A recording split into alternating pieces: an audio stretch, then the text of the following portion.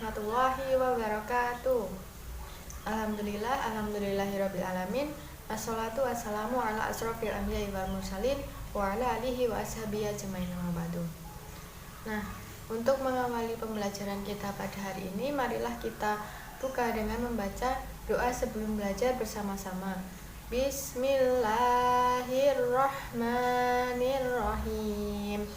Raditu billahi rabba wa bil islami dina wa bi muhammadin nabiyya wa rasula. Rabbi zidni ilma warzuqni fahma. Amin. Nah, hari ini kita akan mempelajari materi mengenai syukur dan qanaah. Nah, langsung saja ke materi yang pertama, yaitu syukur. Syukur itu berasal dari kata syakara yaskuru syukron, yang artinya berterima kasih. Jadi syukur itu merupakan berterima kasih kepada Allah Subhanahu wa taala atas segala nikmat yang telah diberikan kepada kita, baik itu nikmat sehat, nikmat sempat, dan nikmat yang lainnya. Nah, contohnya ketika kita diberikan nikmat sehat, ketika kita masih diberikan kesehatan oleh Allah Subhanahu wa taala, kita hendaknya selalu bersyukur kepada Allah Subhanahu wa taala karena telah memberikan nikmat kita berupa kesehatan kepada kita. Jadi kita harus senantiasa bersyukur kepada Allah Subhanahu wa taala. Kemudian contoh yang lainnya yaitu ketika kita mendapatkan rezeki, entah itu berupa uang maupun rezeki yang lainnya, itu kita harus senantiasa bersyukur kepada Allah Subhanahu wa taala. Kemudian dalil mengenai perintah bersyukur ini salah satunya terdapat dalam Quran surat Al-Baqarah ayat 152 yang berbunyi Fadkuruni adkurukum washkuruni wala takfurun, yang artinya karena itu ingatlah kamu kepadaku, niscaya aku ingat pula kepadamu, dan bersyukurlah kepadaku, dan janganlah kamu mengingkari nikmatku. Jadi ayat ini menegaskan kepada kita untuk senantiasa ingat kepada Allah Subhanahu wa taala dan selalu bersyukur kepada Allah Subhanahu wa taala. Jadi kita tidak boleh kufur nikmat, kita tidak boleh mengingkari nikmat dari Allah Subhanahu wa taala. Kemudian kenapa kok kita itu harus bersyukur? Kenapa kita diperintahkan untuk bersyukur kepada Allah Subhanahu wa taala? Karena syukur itu merupakan salah satu bentuk akhlak yang mulia. Jadi syukur itu merupakan salah satu bentuk akhlak mulia terhadap Allah Subhanahu wa taala. Nah, Allah Subhanahu wa taala itu telah menjanjikan kepada hambanya yang bersyukur untuk memberikan tambahan nikmat. Jadi ketika kita bersyukur kepada Allah, maka nikmat kita itu akan ditambah oleh Allah Subhanahu wa taala. Jadi kita harus senantiasa bersyukur kepada Allah Subhanahu wa taala. Kemudian macam-macam syukur. Nah, yang pertama yaitu syukur dengan hati, yaitu meyakini, menyadari bahwa segala nikmat yang datang kepada kita itu bersumber dari Allah Subhanahu wa taala. Jadi segala nikmat dan rezeki yang kita dapatkan, yang kita miliki itu berasal dari Allah Subhanahu wa taala. Kemudian yang kedua yaitu syukur dengan lisan. Dengan mensyukuri dengan mengucapkan pujian, menyebut nama Allah Subhanahu wa taala.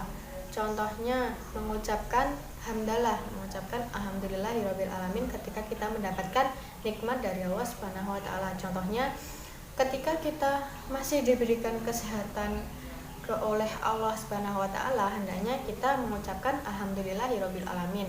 Itu merupakan salah satu bentuk mensyukuri nikmat Allah Subhanahu wa taala. Kemudian yang ketiga yaitu bersyukur dengan seluruh anggota badan. Kita meyakini bahwa segala yang kita miliki itu termasuk jiwa, raga, dan anggota badan itu semata-mata milik Allah Subhanahu wa taala. Jadi kita harus menggunakan seluruh anggota badan kita itu untuk kebaikan. Contohnya menggunakan lisan untuk berbicara yang baik, tidak boleh berbicara yang kotor. Karena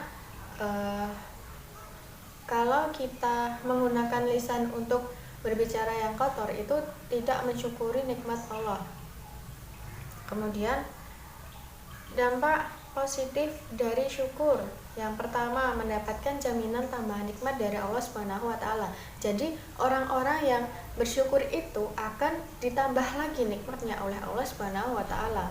Ya, oleh karena itu, kita dianjurkan untuk selalu bersyukur kepada Allah Subhanahu wa taala. Kemudian yang kedua, dijauhkan dari azab dan siksa Allah Subhanahu wa taala. Nah, orang-orang yang bersyukur itu juga akan dijauhkan dari siksaan Allah Subhanahu wa taala. Kemudian yang ketiga yaitu memperoleh kekuasaan batin, ketentraman dan terhindar dari rasa takut. Kemudian yang keempat, terhindar dari sifat tamak. Jadi orang yang bersyukur itu akan dihindarkan dari sifat tamak, sifat rakus yang akan menjerumuskan diri kita kepada kufur nikmat, tidak mensyukuri nikmat Allah. Nah, adapun bentuk perilaku syukur yang pertama yaitu selalu mengucapkan hamdalah atau terima kasih ketika mendapatkan nikmat dari Allah Subhanahu wa taala. Contohnya ketika kita mendapatkan rezeki, kita itu dianjurkan untuk selalu mengucapkan alhamdulillahirabbil alamin. Kemudian yang kedua, menggunakan apa yang diberikan sesuai dengan kehendak pemberinya. Jadi ketika kita diberikan sesuatu oleh seseorang, maka kita itu harus menggunakannya sebaik-baiknya, menggunakannya sebaik mungkin sebagaimana kegunaan dari barang itu. Kemudian yang ketiga, menjaga dan merawat dengan baik apa yang telah diberikan kepada kita. Jadi ketika kita diberikan suatu barang, kita itu harus selalu menjaga dan merawatnya dengan baik. Kemudian yang keempat yaitu menyisihkan sebagian harta kita untuk infak dan sedekah. Jadi ketika kita mempunyai rezeki, kita itu harus menyisihkan untuk berinfak dan bersedekah agar rezeki kita itu lebih berkah lagi. Kemudian agar Allah menambahkan nikmat lagi kepada kita. Yang selanjutnya yaitu cara membiasakan diri berperilaku syukur sesuai dengan syariat Islam. Yang pertama yaitu menerima pemberian dari orang lain dengan senang hati dan tidak menampakkan sikap tidak puas. Jadi ketika ada orang yang memberikan sesuatu kepada kita, kita harus menerima pemberian itu dengan senang hati. Tidak boleh menampakkan ekspresi yang menunjukkan kalau kita itu tidak puas dengan pemberian itu. Jadi kita harus menghargai orang yang sudah memberikan sesuatu kepada kita dengan cara menerima dengan senang hati. Kemudian yang kedua, memanfaatkan nikmat dan rezeki dari Allah untuk hal-hal yang bermanfaat. Contohnya ketika kita mendapatkan rezeki berupa uang, kita harus memanfaatkan uang itu dengan sebaik mungkin. Kita harus membelanjakan uang itu untuk sesuatu yang bermanfaat, sesuatu yang benar-benar kita butuhkan saat itu. Jadi bukan untuk berfoya-foya, bukan untuk dihambur-hamburkan untuk sesuatu yang tidak bermanfaat. Kemudian yang ketiga, tidak boros dan berperilaku hemat. Jadi ketika kita memiliki rezeki, ketika kita memiliki uang, kita itu harus selalu hemat, tidak boleh boros, tidak boleh menghambur-hamburkan uang. Kemudian yang keempat, membiasakan menabung. Jadi kita itu ketika kita memiliki uang itu dibiasakan untuk menabung. Jadi tidak boleh boros. Kemudian yang kelima, menyisihkan waktu untuk membantu orang yang belum bisa membaca Al-Quran. Nah, ketika kita memiliki teman atau saudara atau adik mungkin itu yang belum bisa membaca Al-Quran, kita membantu mereka untuk agar bisa membaca Al-Quran. Jadi mengajarkan mereka untuk membaca Al-Quran. Yang selanjutnya yaitu qanaah. Qanaah itu menurut bahasa artinya cukup. Jadi qanaah itu merupakan merasa cukup dengan apa yang telah kita miliki saat ini dan menjauhkan diri dari sifat ketidakpuasan dan sifat selalu merasa kurang. Karena pada dasarnya segala yang kita miliki saat ini itu sudah ketentuan Allah Subhanahu wa taala. Nah, perintah untuk bersifat qanaah ini salah satunya terdapat dalam Quran surat An-Nisa ayat 32 yang berbunyi wala tatamannaw ma faddalallahu bihi ba'dakum 'ala ba'd lirrijali nasibu mimma iktasabu walin nisa'i nasibu mimma iktasabain was'alullaha min fadlih innallaha kana bikulli syai'in 'alim, yang artinya dan janganlah kamu iri terhadap apa yang dikaruniakan Allah kepada sebagian kamu lebih banyak dari sebagian yang lain. Karena bagi orang laki-laki ada bagian daripada apa yang mereka usahakan, dan bagi para wanita pun ada bagian dari apa yang mereka usahakan. Dan mohonlah kepada Allah sebagian dari karunia-Nya, sesungguhnya Allah Maha mengetahui segala sesuatu. Quran surat An-Nisa ayat 32. Nah, adapun dampak positif dari qanaah yaitu yang pertama, terhindar dari sifat tamak yang berujung pada kufur nikmat. Kemudian yang kedua yaitu akan merasakan ketentraman hidup karena merasa cukup atas nikmat dan karunia yang Allah berikan kepada kita. Jadi kalau kita qanaah, kita merasa cukup, itu hidup kita akan tentram karena kita sudah merasa cukup dengan apa yang kita miliki saat ini, tidak merasa kurang, ini kurang itu. Jadi kita itu kalau menanamkan sifat qanaah dalam hidup, maka hidup kita itu akan tentram. Kemudian yang ketiga yaitu mendapatkan tambahan nikmat dari Allah dan terhindar dari siksa yang berat. Jadi orang-orang yang qanaah itu akan mendapatkan tambahan nikmat dari Allah Subhanahu wa taala dan akan terhindar dari siksaan Allah Subhanahu wa taala.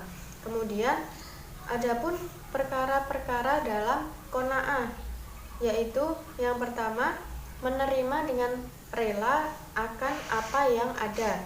Kemudian yang kedua, memohonkan kepada Allah tambahan yang pantas dan berusaha. Kemudian yang ketiga, menerima dengan sabar akan ketentuan Allah. Kemudian yang keempat, bertawakal kepada Allah. Dan yang kelima yaitu tidak tertarik oleh tipu daya dunia. Nah, kemudian adapun cara untuk membiasakan diri bersikap qanaah. Yang pertama, istiqomah terhadap Allah Subhanahu wa taala, yaitu konsisten menjalankan apa yang diperintahkan Allah dan menjauhi larangannya. Kemudian yang kedua, membebaskan hati dari penyakit hati seperti riya, ujub, dan takabur. Kemudian yang ketiga yaitu meningkatkan rasa syukur, karena Allah akan marah kepada hambanya yang tidak mampu bersyukur akan nikmat yang diberikan oleh Allah Subhanahu wa taala. Kemudian sebaliknya Allah akan menambahkan nikmat kepada hambanya yang selalu mensyukuri nikmat Allah Subhanahu wa taala. Nah, itu tadi yang dapat Ibu sampaikan. Kurang dan lebihnya Ibu mohon maaf yang sebesar-besarnya. Untuk mengakhiri pembelajaran kita pada hari ini, marilah kita tutup dengan membaca doa kafaratul majelis bersama-sama.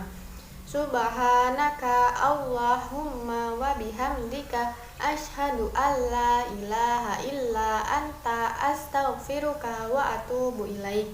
Sekian, wassalamualaikum warahmatullahi wabarakatuh.